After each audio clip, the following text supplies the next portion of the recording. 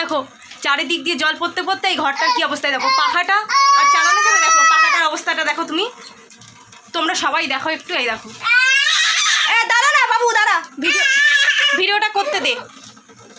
দেখো কাদের কি বলবো বলো তো। এই দেখো এইরকম ঘরে থাকা যায়? এই দেখো চারিদিকে বালতি পাততে হচ্ছে বারবার, আর এও সেই রকম জ্বালাচ্ছে, জল ঘাটবে ঘরের ভিতর।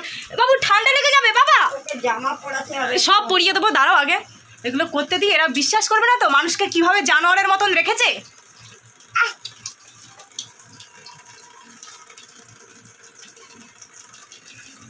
এরকম ঘরে মানুষ কি করে থাকে?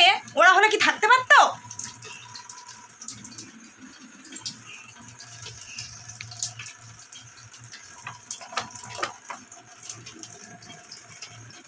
পুরো ভালো ঘরটা,